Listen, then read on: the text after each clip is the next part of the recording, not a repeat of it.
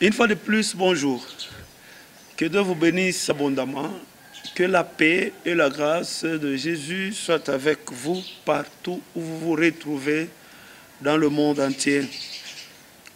Nous continuons comme nous vous avons promis avec la suite sur l'enseignement ayant comme thème la valeur de la Bible. Nous vous avons fait des promesses qui sont sûres. En réalité, ce ne sont pas des promesses qui viennent de moi, ce sont des promesses lues dans la Bible. Elles viennent de Dieu. C'est par rapport aux effets de la parole de Dieu. J'ai souvent répété un verset dans ces enseignements. C'est dans l'Épître aux Hébreux. Ce verset dit ceci. La parole de Dieu, elle est puissante. Elle est efficace. Elle est plus tranchante qu'aucune épée à double tranchant. Elle est capable de séparer moelle et jointure. Il est aussi capable de séparer l'âme et l'esprit. Donc je suis sûr et certain que vous lirez la Bible comme vous ne l'avez jamais fait. Ceux-là qui lisent déjà, c'est une très bonne nouvelle, mais on va vous donner une autre méthode de lecture de la Bible. Je crois que vous aurez un exemplaire du guide que nous utilisons à l'église, le guide que nous utilisons même à l'école des lecteurs de la Bible. Cela vous permettra de lire la Bible et de bien la comprendre. Oui, nous sommes au 3e chapitre qui parle de comment comprendre la Bible. Une question que beaucoup de gens se posent parce que plusieurs ont même arrêté de lire la Bible. Il y a beaucoup de raisons qui ont poussé les gens à arrêter la lecture.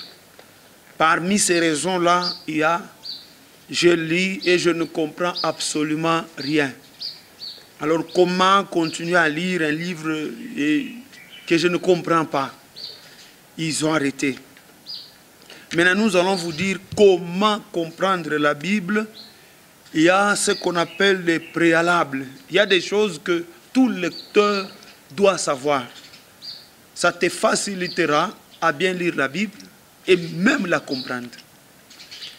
D'emblée, nous devons tous savoir que nous sommes tous appelés à comprendre la Bible, mais nous ne la comprendrons jamais de la même manière. Il y a deux catégories de gens. La première catégorie, elle est constituée des gens qui comprendront la Bible elle-même lors de la lecture. Je dis la première catégorie est constituée des gens qui comprendront la Bible elle-même lors de la lecture. Ces gens-là sont appelés des docteurs.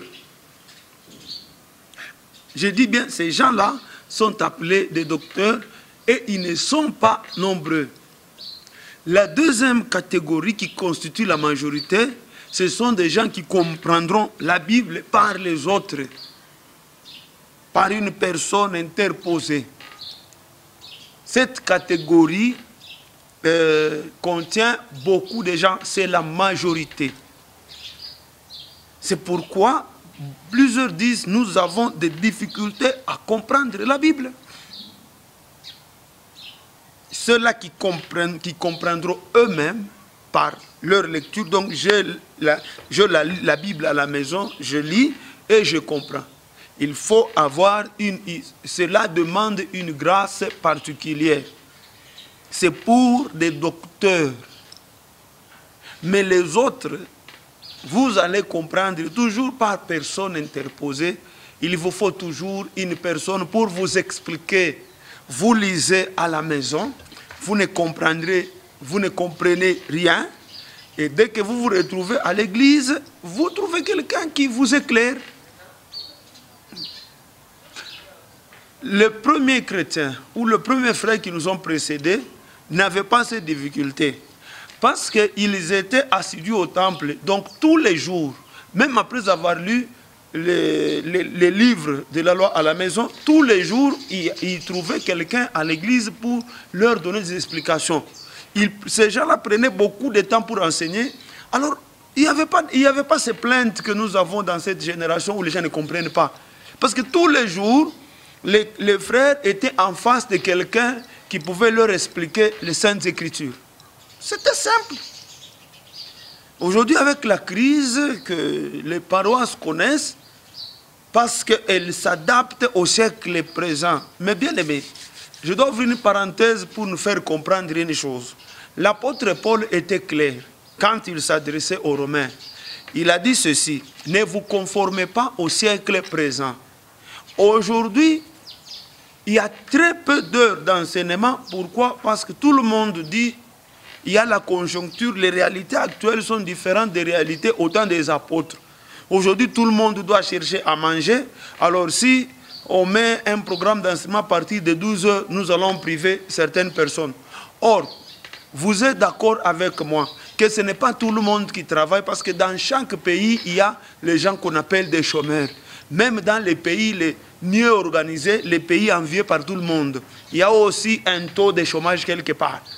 Donc il y a toujours il y a toujours des gens qui ont le temps pour écouter les enseignements. Donc on ne peut pas faire un programme de l'église en fonction de ceux-là qui travaillent. On fait le programme de l'église en fonction du besoin de la foi. En fonction du besoin de la foi et des objectifs de l'église. L'église, c'est une entreprise particulière. Chaque entreprise a un programme bien déterminé.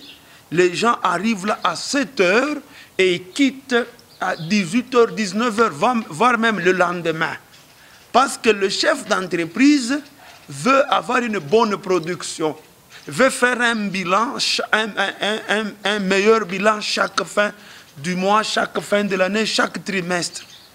Et c'est une entreprise bien organisée. L'église aussi, c'est une entreprise qui doit avoir un programme qui ne doit pas dépendre des gens qui travaillent dans d'autres entreprises. L'église est là pour produire des disciples accomplis. L'église est là pour produire des gens qui ne pêchent pas. L'église est là pour produire des gens dont la Bible dit la création attend avec un ardent désir la révélation des fils de Dieu. C'est l'église qui doit produire ces fils de Dieu-là que la création attend avec un ardent désir. Et ces fils-là demandent des suivis, une suivi. Ces fils-là doivent être suffisamment enseignés pour être produits et accomplir de grandes choses et satisfaire finalement la soif de la création. Donc on doit faire un programme suivi à l'église. On doit avoir beaucoup de temps où nous enseignons. Pour avoir une bonne production, pour faire un bon bilan, le bilan selon l'église. Écoutez, oui, quand l'église fait un bilan, nous pouvons parler des parcelles achetées. Oui, c'est un bilan aussi. Nous pouvons faire le bilan des âmes qui s'ajoutent à l'église, parce que le Seigneur a ajouté chaque jour à l'église ceux-là qui étaient sauvés. C'est aussi un bilan, un bon bilan. Mais nous ne devons pas oublier une chose. Si là où vous êtes, le Seigneur n'ajoute pas, donc le Seigneur ne reconnaît pas que ça c'est son église. Il l'a ajouté à l'église. Donc s'il n'ajoute pas, les âmes converties ne s'ajoutent pas. Donc, le Seigneur ne reconnaît pas ça comme son église. C'est votre église, alors c'est à vous d'aller chercher les gens et les ajouter. Alors, ce problème d'incompréhension de la loi n'existait pas au début de l'église, parce que tous les jours, les frères étaient là et il y avait des gens pour leur donner des enseignements. Je dis bien tous les jours. Il y avait des gens pour leur donner des enseignements. Tous les jours. Alors ces problèmes, nous les connaissons aujourd'hui, c'est à cause de l'irrégularité des programmes. Alors nous disons qu'il y a deux catégories. Ceux-là qui comprennent la Bible en la lisant simplement, ils sont très peu nombreux. Ce sont des docteurs. Et ceux-là qui comprendront la Bible dans l'église ou quelque part, mais par une personne interposée. Nous avons dit la fois passée, c'était le troisième point. Le premier point, c'était la Bible a été inspirée par Dieu, écrite par les hommes. C'est-à-dire Dieu veut faire connaître sa pensée en utilisant le langage et les mots des humains. Nous avons expliqué. Deuxièmement, il a été écrit de manière à constituer un objet de recherche. C'était bien inspiré pour nous pousser à nous poser certaines questions. La Bible inspire beaucoup de questions auxquelles elle-même répond.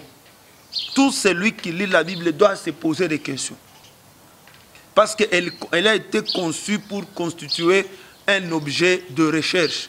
Donc quelqu'un peut faire de la Bible des études approfondies toute sa vie. Toute sa vie, il s'est dit, moi je consacre ma vie à étudier la Bible. Il ne manquera jamais à faire. Il aura toujours des questions qui vont le préoccuper. Et il cherchera toujours des réponses à ces questions-là.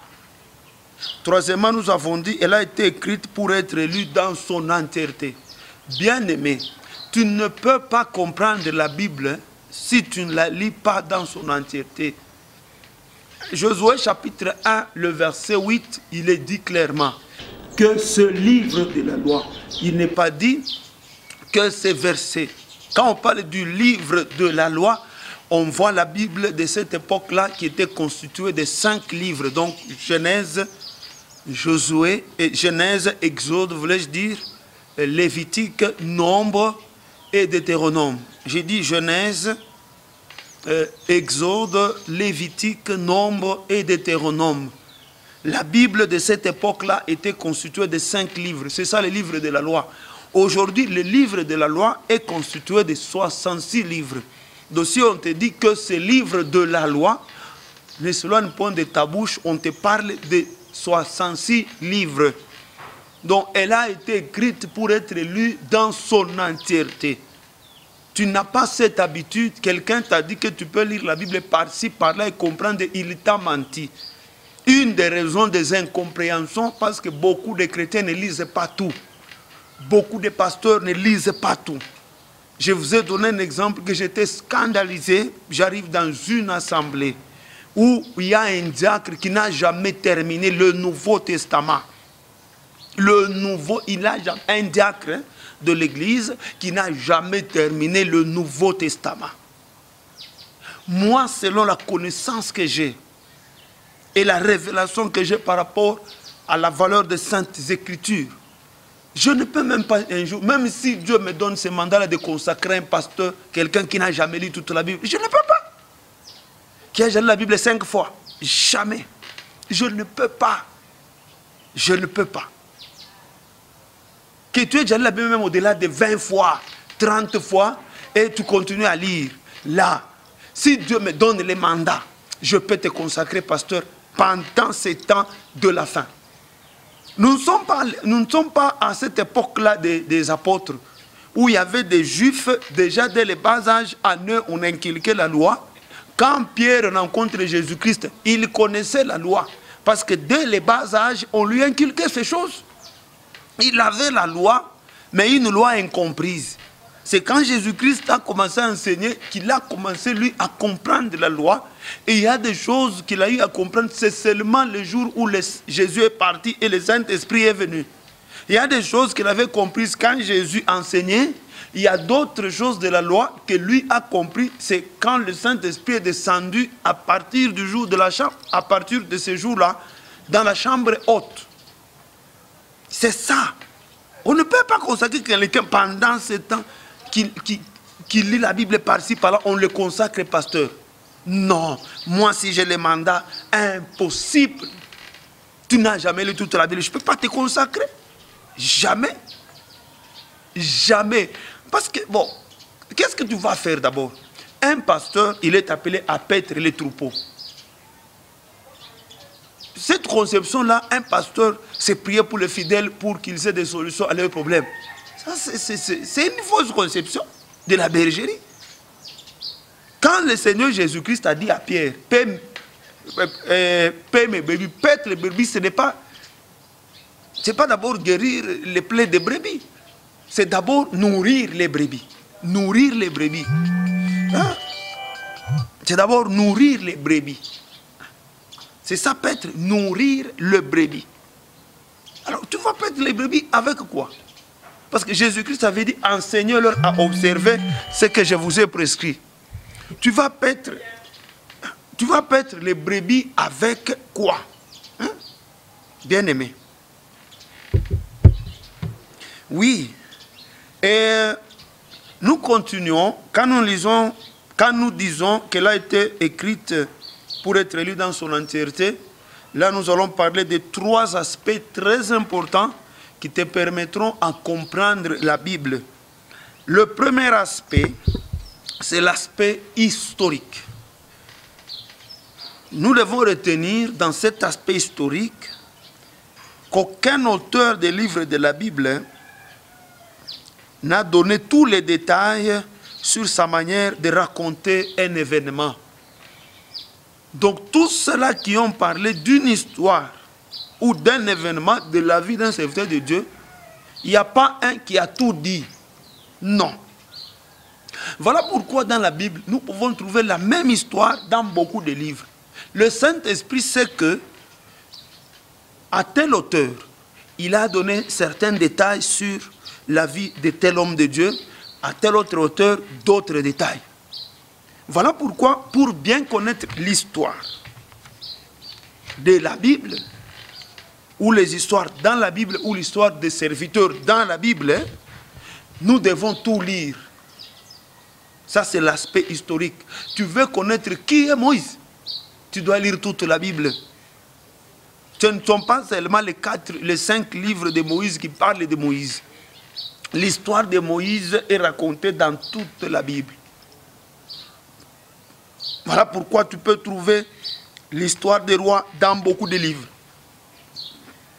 4 disciples ont parlé de l'histoire de Jésus. Tous ont donné des détails que les autres n'ont pas donnés. Voilà. Tu veux que j'ai parlé de l'histoire de Moïse? Tu veux connaître l'histoire de Moïse? Lis même dans les Actes des Apôtres. Il y a un détail qui ne se trouve pas dans Exode et Deutéronome. Lis dans Jude. Il y a quelque part où on nous dit que les anges se disputaient le corps de Moïse. Ça, ce n'est pas Deutéronome qui en parle. Tu veux connaître d'abord l'histoire. Parce que beaucoup de gens ont des difficultés dans la compréhension parce qu'ils ne maîtrisent pas d'abord l'histoire, les événements tels que c'est écrit. Tu ne maîtrises pas l'histoire, tu auras des difficultés à comprendre la Bible. Tu dois savoir que Jacob a eu 12 fils et une fille. Tu dois savoir que Abraham n'a pas eu seulement que 2 fils. Non. Après la mort de Sarah, cet homme s'est remarié.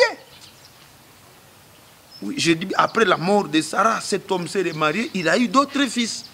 L'histoire de la Bible est très très importante pour la bonne compréhension du message de Dieu. Alors quand tu lis la Bible, tu dois lire attentivement. 3 livres sur l'histoire du roi Ézéchias.